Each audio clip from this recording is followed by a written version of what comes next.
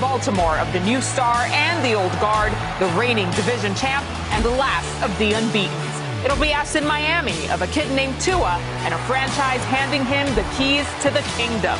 It's already been asked of Darren Waller, both as a player and as a man. Today, he's here to share his incredible story. It's the start of a new week in the NFL, and you're in the perfect place. This is NFL Total Access.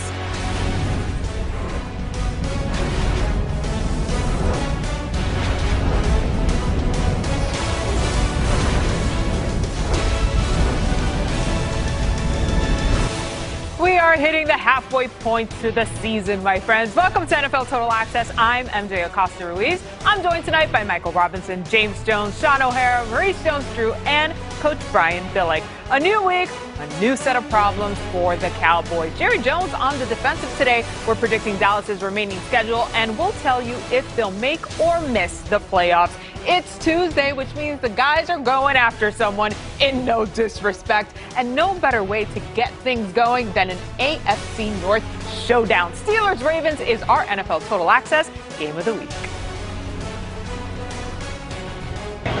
They don't like us. We damn for sure don't like them. Well, what's the blue? We on this hell today. This is our championship.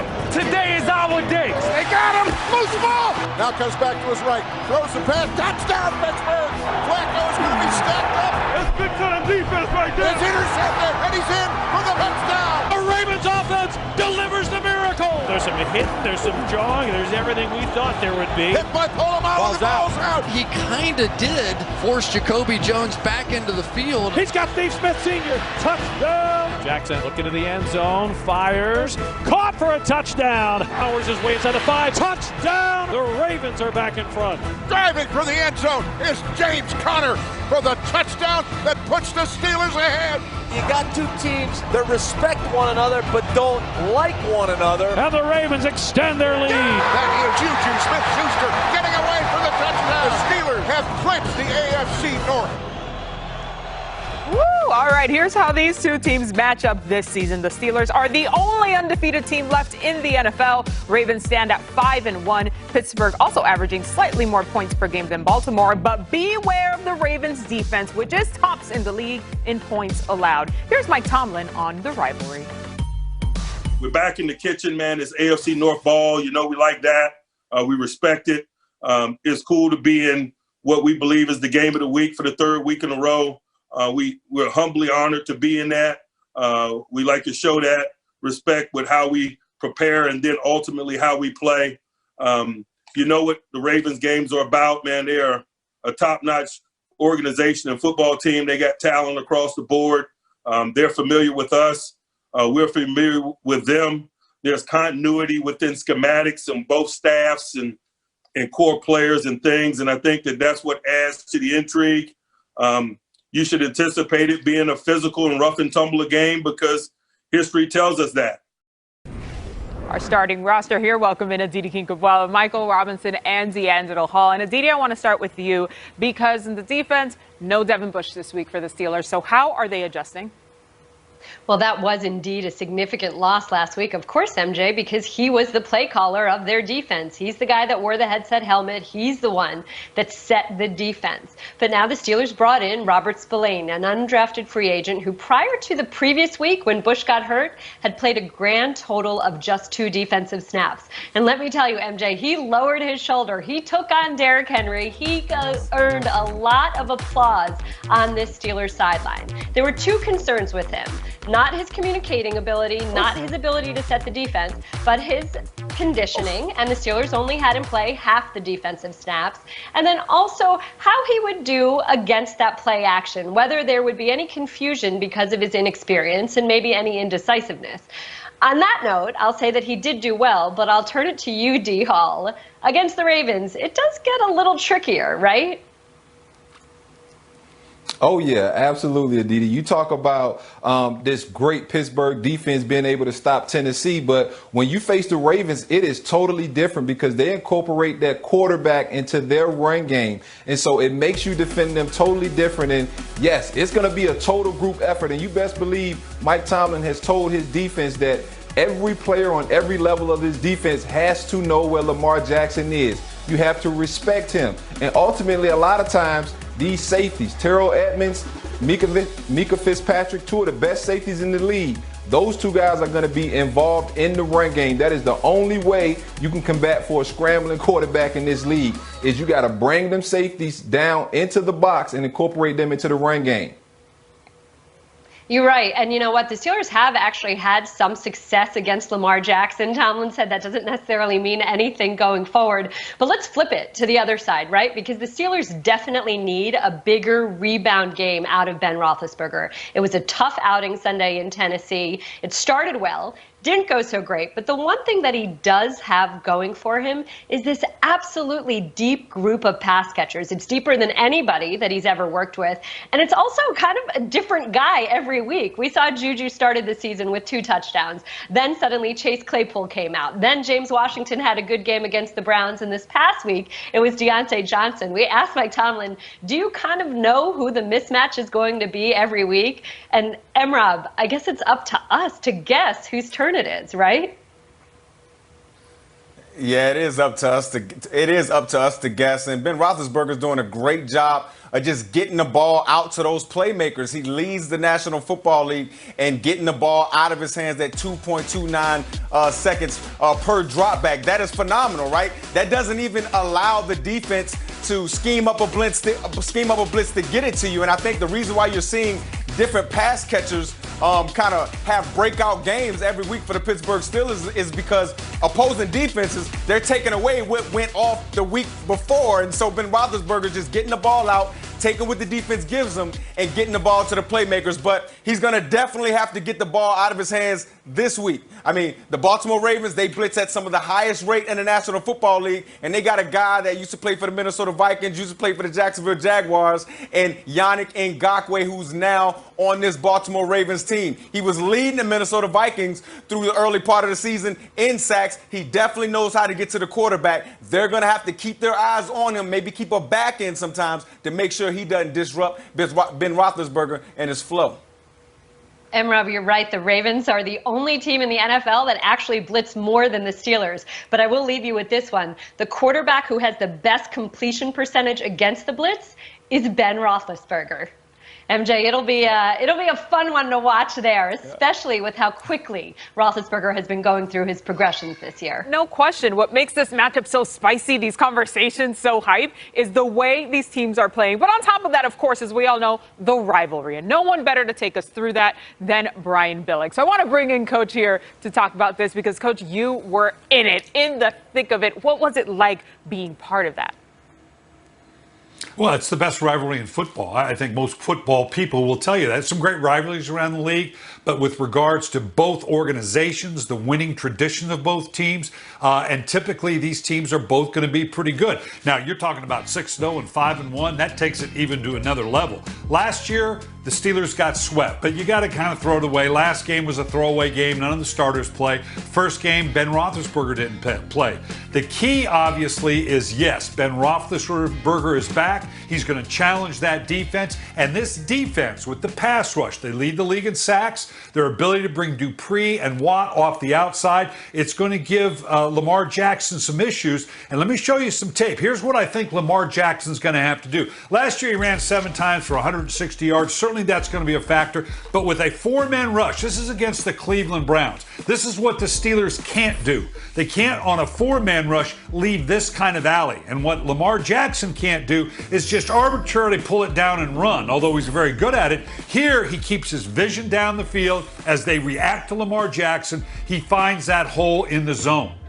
Now, even more so, we're going to look at another play against the Cleveland Browns. This, again, is a 4-man rush. I expect a little bit more 5-man rush from Pittsburgh. Motion right now tells you it's man coverage. Lamar Jackson know with man, if I can buy some time in the huddle, and he does a great job. He doesn't just bail and run out. He moves around and moves to the right, moves back to the left, because he knows whether it's Mark Andrews, whether it's Marquise Brown, someone's going to work open versus man, and he can deliver a shot like that. So I think the big key is the pressure they can put on Lamar Jackson. Can they minimize the big plays down the field? And, of course, Ben Roethlisberger has to do against the Ravens what he's been doing all year long. He's raised the level of that young receiving core, and they're very dynamic right now. The Ravens have got to get pressure on him. This is going to be classic Steelers and Ravens. Typically, the winner, 3 points or less.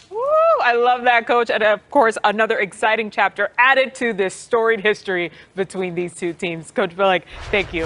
All right, moving on to the Cowboys. Things went from bad to worse last week as they fell to the Washington football team 25-3. Dallas scored their fewest points in a divisional matchup since week 16 of 2002 in a loss to the Eagles 27-3 in that instance. Here's Jerry Jones earlier today getting a little defensive.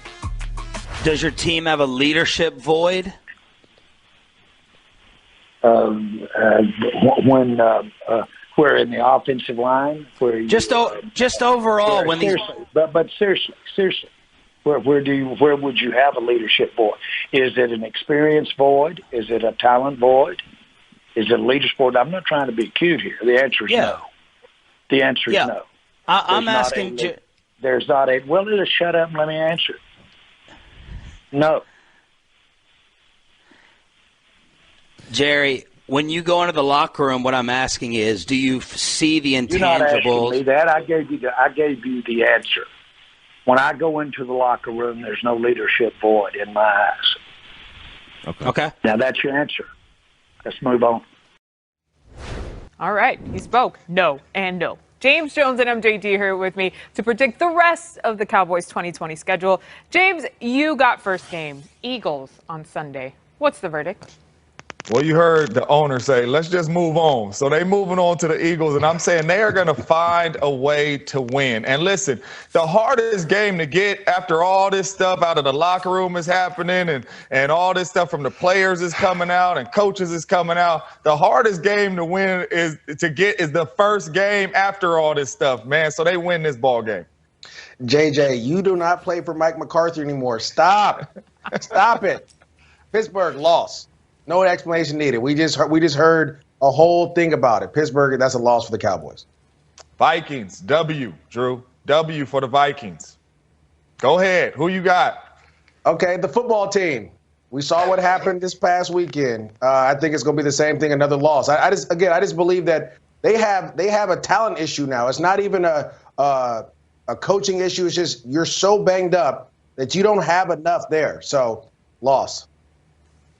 Well, back-to-back losses because Lamar Action Jackson and the Ravens, we know what the Cowboys defense is giving right now. They're giving up everything, the run, the pass, everything. Lamar Jackson, they lose that game.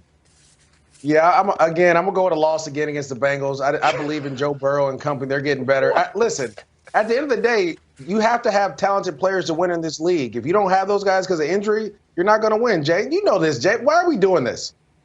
So the wins that we got up there right now is against very average teams. So you're going to have to beat a good football team. I'm going to say they find a way to beat a good football team in the Niners and win this ball game right here. You can't win all the easy ones. You got to find a way to win the tough ones. They win this one, Drew.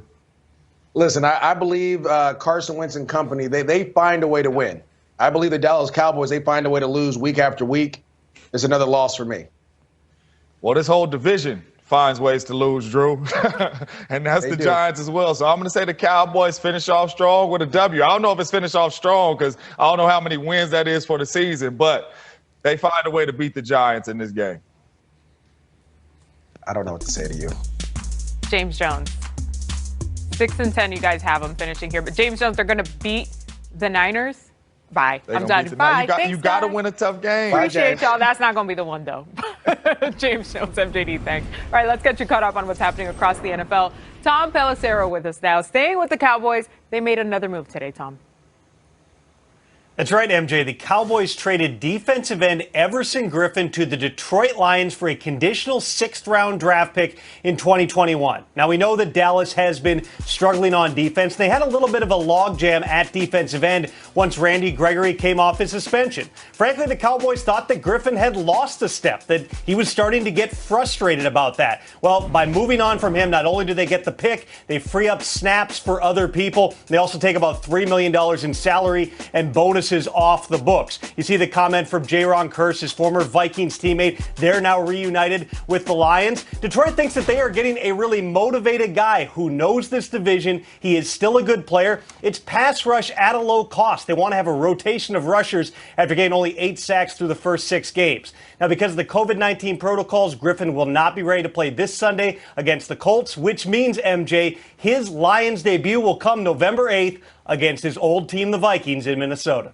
All right, let's stay on the topic of timelines. Antonio Brown is in the Bucs facility. What is the timeline on when he can play and practice? Well, MJ, Antonio Brown signed his 1-year, $1 million deal with the Bucs this morning. It also includes $1.5 million in incentives. For now, he can do practically everything except practice or play. He can be in meetings. He can do strength and conditioning. Will not play Monday night against the Giants. But come next Tuesday, his suspension will be lifted. He can make his debut November 8th against the Saints. Comes at a good time for Tampa because Chris Godwin suffered a fractured left index finger on a touchdown catch against the Raiders last week. He will not play Monday night, potentially after having surgery this morning, could get back against the Saints. Meanwhile, another veteran receiver, Dez Bryant, has found a new home. He is signing to the Ravens practice squad. He wrote on Twitter his emotions were running high. He can't stop crying. His goal, of course, make his way to Baltimore's active roster. He has not played in a regular season NFL game, MJ, since New Year's Eve 2017. It has been a minute. I'm sure anxious to get back out there. Tom Pelissero, thank you.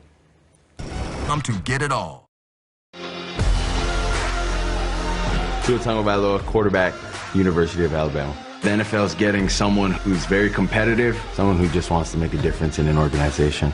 Alabama in business with Tua Tagovailoa showing the way. To my family and friends, I just want to thank you guys.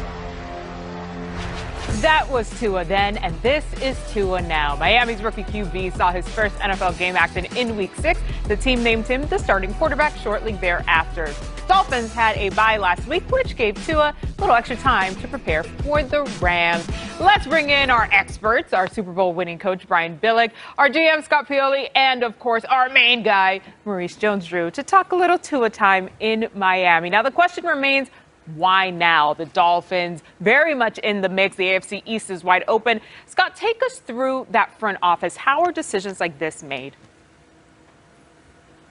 Well, MJ, I think the way that good decisions are made is that the head coach makes this decision. The job and the role of the general manager in good organizations and with good decision makers is done when there's a collaboration, right? The GM's responsibility is to ask the head coach questions, to play contrarian, to not necessarily play games in that sense, but to push the head coach to get to the place that he needs to be, right? The goal is to make the best decision and to make the right decision. So what happens there is coaches have meetings with themselves, then they meet with the GM, and the GM needs to hear what the head coach wants to do. Because coaches truly have the pulse of the locker room, of the meeting rooms, of on-field. General managers see a lot of things, but we are not living day to day with the players. So I really think that there's a big difference between the GM questioning the head coach and asking the head coach questions. And again, I really believe that the best decisions are made is when you play a little bit of a contrarian. Coach Billick, how do you feel? Yeah, and it's clearly an organizational decision, even though the head coach, as you aptly point out, probably needs to lead that conversation. And you've got to know that this was probably the plan from day one. Chan Gailey, Brian Flores, had a sequence of practices and what they're doing with the offense, because obviously it's going to be a different offense. You're not going to ask Tua to do what Fitzpatrick did. You wouldn't ask Fitzpatrick to do what Tua does. So now they've had the bye week to make that transition. They've been preparing for it. I can't imagine Chan Gailey hasn't been slowly infusing those things into the offense that obviously Tua is going to be very good at. They're going to shrink it down a little bit. But you knew we were going to get here, and after the bye week was the perfect place. Unfortunate for Fitzpatrick, but I will say this, it's the right thing to do, because every snap that Tua takes for the rest of the season is going to make the Miami Dolphins better in 2021. All right, looking ahead, and as we pivot, because now the decision is done, as we know. Now we have to look to his first matchup. And for that, MJD, I turn to you. He's facing the Rams. What is going to be his biggest challenge on that day? Well, MJ, it brings me back to the time when I was with Blaine Gabbert in Jacksonville, and we had a rough outing against the New York Jets, and the next week I forget who we played, but the game plan was very simple. We wanted to run the ball, we wanted to do short passes to get Blaine in rhythm, as I think the Miami Dolphins should do, and then take our opportunities down the field and take shots when we had the chance to. And I think when you're playing the Los Angeles Rams defense, who's ranked second in points per game right now, I want to say second in passing yards per game as well, and you have this man that we're watching here right now, Aaron Donald, running down on your quarterback, you don't want to see these type of hits. So you want to protect them. And granted, again, sometimes you have to put your quarterback out there. We call that baptizing him by fire. But you know what? No better place than now, I guess, for the Miami Dolphins to get Tua ready against one of the top defensive players in the game. You say Aaron Donald's name, and you already know I'm crossing my fingers and my toes for Tua on Sunday. And yes, look at that smile. I'm ready for that matchup. Guys, thanks for the insight. We'll check in with you a little later. And off we go from Glendale, Arizona. Quick throw over the middle. Picked off. Isaiah Simmons has it to win the game here in overtime. Hit from Gonzalez is off. It looks good. It is good. I cannot believe it. What a ball game. Stafford throws deep down the field. It is caught. Stafford empty out of the gun. He's got it. Looks, throws, and goes. Caught. Oh, baby, how big is that? Throws, right sideline. Oh, what a catch by Higgins! Looks, going towards the end zone. Touchdown! He got it! He got it! Joey Sly will attempt an NFL record 65-yard field goal. This kick is no good, just short. Tannehill firing right side for Brown. He's got it. It'll be a 45-yarder. Kicks it on its way. The kick is wide right. It is no good. Wow, I can't even hardly believe it. The Steelers are 6-0. That was some of the best of Week 7. M-Rob and JJ back with me to look ahead at Week 8. M-Rob, start us off. What's your matchup that you're really watching in Week 8? Yeah, I'm looking at new running back for the Kansas City Chiefs, Le'Veon Bell, playing his former team, the New York Jets. I know he has a lot of motivation to do his thing, to go out there and be explosive. I think he had only 6 carries, 39 yards last week. Looked amazing. 2 of those carries went for over 16 yards. He only had 1 carry in 264 attempts with the New York Jets go over 15 yards. So I know he's motivated. He's in a new offense with a lot of bells and whistles, a lot of speed on the outside. This should be a lot of space for him to run the football and go off this week. I like it, M-Rob, and I'm going with Bake and Derek Carr, the Browns and the Raiders facing off. Listen, I believe this is a must-win for both ball clubs, and I understand the Browns are 3 games, a 3-game winning streak right now. But listen, the Raiders coming off a bad week last week against the Tampa Bay Buccaneers. Derek Carr has to respond, has to answer. They cannot lose. The Kansas City Chiefs is already running away with this division. We see what Pittsburgh is doing and the Ravens are doing. They play each other. So the Browns have a chance to make up some ground. How is Baker going to look without OBJ? He looked real good without him last week. Can he continue? And Derek Carr and that Raiders ball club has to bounce back. All right, JJ talking a little redemption as we head into Week 8. Time now for some next-gen stats powered by AWS. Because, James, I'm actually looking at your boy Devontae Adams, who showed out on Sunday to the tune of 196 yards on 13 catches, 2 touchdowns, and he caught passes from every route imaginable. Go routes, crossing routes, screens, ins, outs. He did it all for the Packers. Let's see if he can keep it going Sunday versus the Vikings.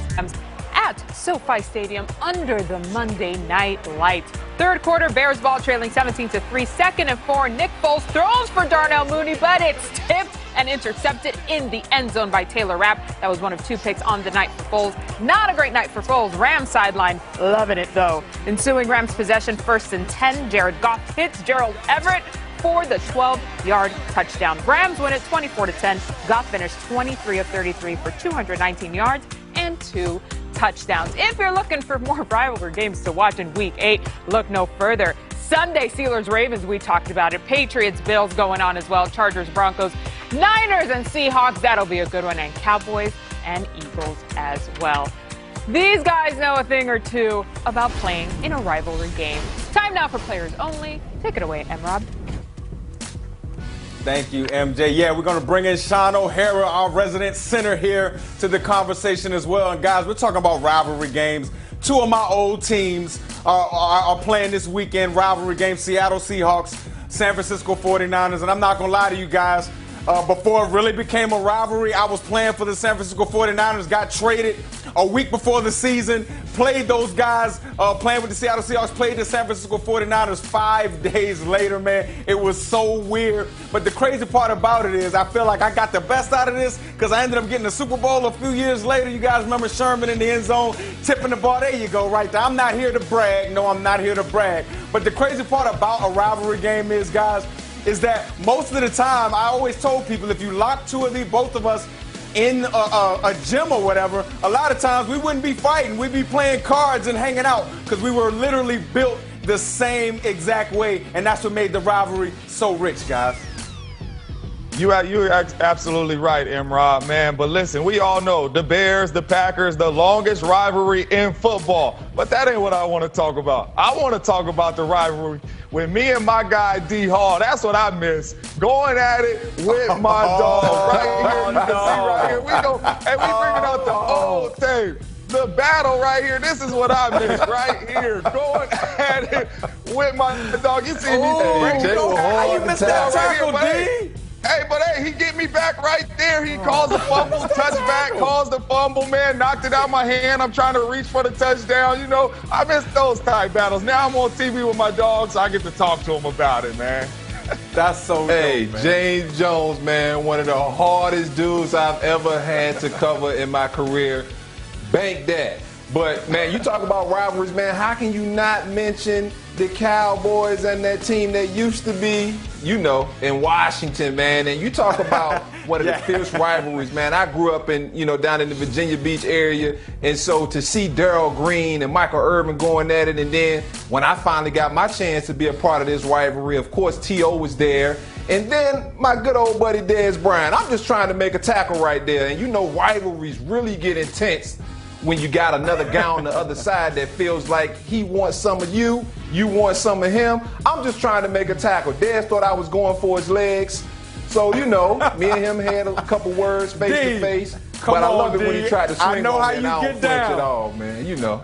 D-Hall, I know how you get down, bro. I know how you get down. It wouldn't be a players only get together if there wasn't a little trash, right? I love that we're dusting off the film from back in the day.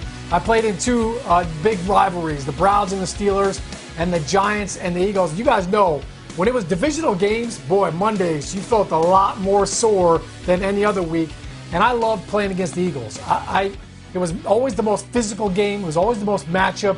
The matchups were always the best. Here's Brandon Jacobs running over the defense. We rushed for 200 yards. This was 2008. Look at big Brandon Jacobs just barreling his way into that defense. Brian Dawkins, all he can do is stand and watch. We had Earth, Wind, and Fire rocking there. That was a 4th down stop by Chase Blackburn. But the divisional games, man, they meant so much. The pride was on the line, and you started to build that hatred for the other squad. I miss it. I love it. I will say this. As much as we're talking about rivalry, I love the fact that Mike Robb and JJ are wearing the same damn shirt. That's awesome. Are you guys stepbrothers? It's not the same shirt. It's not the same shirt. I see what you're trying to do, Sean. You crying it back over you. D-Hall. I got you. D-Hall, that's the same shirt, and you know it. I got you. All right, I can't leave you guys unsupervised for 1 second. We've got a division rivalry on Thursday night. Falcons-Panthers, Matt Ryan versus Teddy Bridgewater. That's Thursday, 7:30 p.m. Eastern on Fox, NFL Network, and streaming on Prime Video. Let's open up the playbook on that one. Our Super Bowl winning coach Brian Billick joining us. Coach, what is one aspect of this matchup that you're keeping your eye on? Well, I'm going to get right to the film because it's about the running game. Mike Davis had 149 scrimmage yards in the last time these two teams played. And he and Christian McCaffrey, hopefully he'll play. But they got to be better in the offensive line. You're going to see here with a little power play, the left guard pulls, the center and the tackle need to step back and peel this off, and they don't. Jarrett, number 97, blows this play up before it even has a chance to get downfield because they don't execute that turn back. Now you're going to see just a basic ISO play. The tight end motions into a fullback position. They've got a hat on a hat, but the right tackle jumps outside. The last thing you need to do is give an inside path for Khalil Mack. And again, they don't give the play a chance to get started. And this one's just a mental error. They're going to run a little wham play. The fullback's going to come in and wham on the defensive tackle. But the right tackle needs to obviously turn out. But the center and the right guard, they both go up to the second level rather than the guard turning out to account for the end. And now you can see Hicks crashing down and destroying the play. So if they get Christian McCaffrey back, that'd be great. Open it up a little bit more. But the offensive line's going to have to execute a little bit better. For Atlanta, it's all about Julio Jones and Calvin Ridley. They've got to create those big plays down the field to take advantage. Maybe put a little pressure on Teddy Bridgewater to keep up with those explosive plays in Atlanta. Coach, all I know is I like what I've been seeing from Teddy B so far. And the Falcons, we know what they're capable of. They just got to close it out. Coach Billick, thank you. All right, after the break, we're going to take Aaron. The coach will have none of it. It's Darius Leonard just throwing him right back to the turf. And the Maniac says, nuh-uh, what are you thinking? With a stiff arm, throws a man down. He took him off of his feet. Oh, my goodness. He just made Josh Norman reconsider whether or not he wanted to play again. Time now for no disrespect. You know when someone says no disrespect, they're about to straight get disrespected. James, you up first, big dog. Hey, listen, no disrespect. D-Hall, you was about to fight because Dez Bryant thought you took his knees out. Chase Claypool, we all gonna fight if this happens to us. Chase Claypool does this right here. No disrespect, but you cannot do this to another grown man. Oh, that was so dope. We are both that was so dope. I know all y'all with me. You cannot do this. No disrespect, but no, that ain't going down, brother. Oh, we slapped him in the face, bro. Oh my goodness. Well, look, you guys remember that? You guys remember that game called Chin Checking? Well, no disrespect to Jeremy Chin right here, but Andrus Pete just gave it to him on the chin, and no disrespect. I got a video right here, and I'm not even a part of the quad box. So I'm getting no disrespect right now by my man Jeff Lasucci. But yeah, great block there by Andrus Pete, as you see right here. Well, here comes the chin check. In case you missed it, there you go. They had MJD's picture up while I was talking. You want to talk about disrespectful? Holy smokes, this thing's off the rails.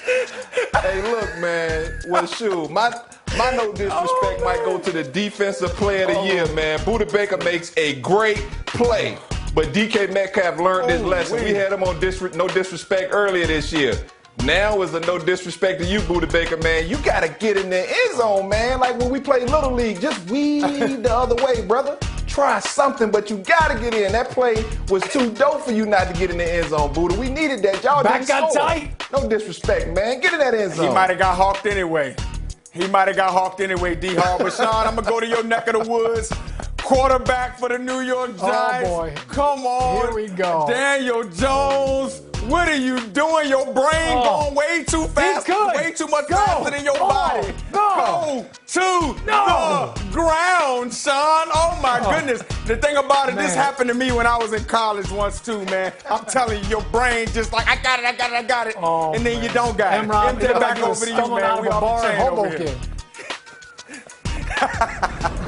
All right, guys, the ladies will take it from here. It's time for the checks list. Kimmy Checks joining me now in all her NFL fantasy glory. Kimmy, it happened, girl. I won this week in fantasy, believe it or not. I know. Finally. But you have some waiver wire targets, and it's all because of you. You have some waiver wire targets, starting with running back Chase Edmonds. All right, so unfortunately, Kenyon Drake is looking like he's going to miss a few weeks, which is why Chase Edmonds now enters the conversations. Now, if you've been watching this segment, I have said his name plenty of times because he's really good. He's averaged over 15 fantasy points in 3 of the last 4 games, and he's still only being started in 10% of leagues. All right, I'm going to do another guy, and instead I want to do a wide receiver because, again, a lot of injuries this last week. Odell Beckham Jr. tore his ACL. He is out for the rest of the season, which means Rashard Higgins now has an opportunity. He's available in 100% of NFL.com leagues, and he's had a touchdown in 2 of the last 3 games. All right, another one for you, MJ. Your San Francisco 49ers. Brandon Ayuk, he's coming off a season-high game, his best performance yet, and Deebo Samuels is going to miss some time. He was the most targeted player, and he ran the most routes on the team.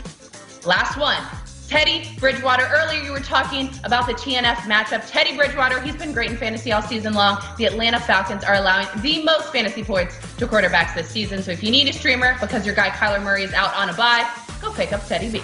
He's been available in our league too, Kimmy. All right, listen, be sure to check her out along with the rest of the NFL Fantasy Live through weekdays at 6 p.m. Eastern right here on NFL Network.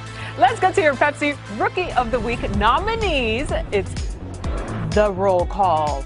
Here we go. First up, we got Joe Burrow. I feel like I see this guy every week. Justin Herbert as well. James Robinson, Antonio Gibson, and Harrison Bryant. You can go to NFL 360 and Raiders tight and Darren Waller joining us now here on NFL Total Access. Thanks for joining us today, Darren.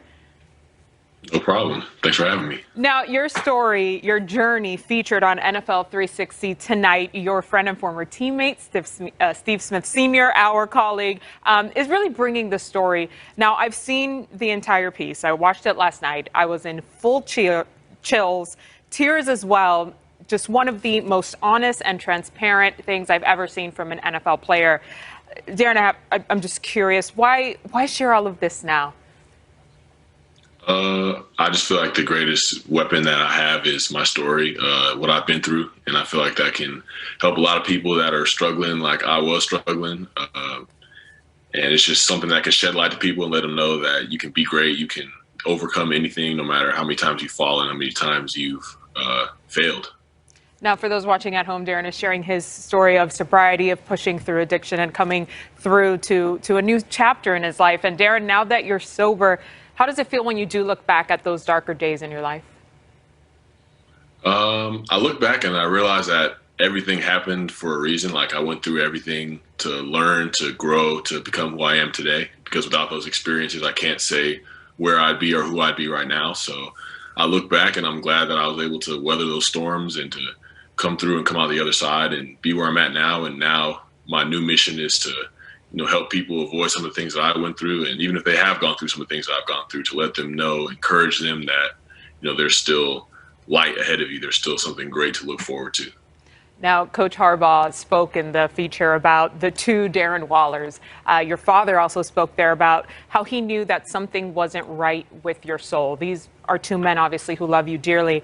Why couldn't they help you at that point in your life?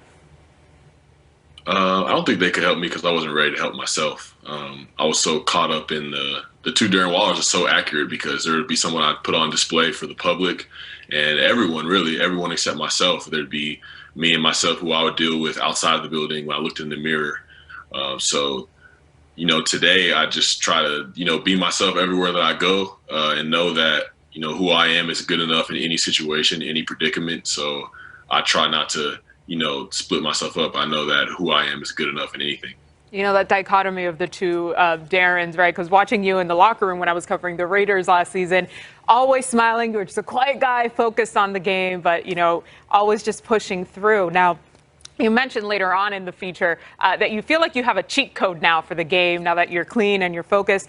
When you look at the future of your career, what does that mean for it? Yeah, when I say cheat code, I just mean it's like a real self-awareness of myself. At the same time, when I have that self-awareness, I don't beat myself up. I don't see myself as greater than I really am. It's just an honest confidence, a drive to be someone that impacts the lives of other people and treats other people right and, cares about what they go through. So it's just me, it helps me, recovery helps me be who I am, who I'm supposed to be, Whereas if I'm trying to do it on my own and how I was doing things before, I just become so centered on myself. But now it's about, how can I make this world a better place with the time I have? I mean, it helps that you're also very good at the tight end position, the things you do out in the field, something that Coach Gruden saw from you right away and brought you on to the Silver and Black. Darren, thank you so much for joining us. Really looking forward to seeing the feature and, of course, to watching you this week. All right. Thanks, MJ. Thanks for having me. All right, the votes are in, the votes are counted, and the winner may be disputed and the number 10 spot. But let's close out Tuesday with some hot takes. All right, guys, let's make them good. Rob, start us off. Wild start just went off. MJD, don't at me, bro, but Tua will not get sacked by Aaron Donald this weekend, okay? He will not get sacked. Chan Gailey had 2 weeks to come up with game plans. They'll get the ball out. Ooh, well, my hot take Tuesday is that the Lions will win another game. 3 wins in a row for the first time in a long time. Yeah, okay. Rob, he may not get sacked by Aaron Donald, but there's 4 other guys rushing him, so he may get sacked by them. This is it. The NFC West, all 4 teams make the playoffs, MJ. All right, we'll be back tomorrow with more NFL Total Access. But right after already. this, it's NFL 360, more with Darren Roller and our friend Melissa Stark. See you tomorrow.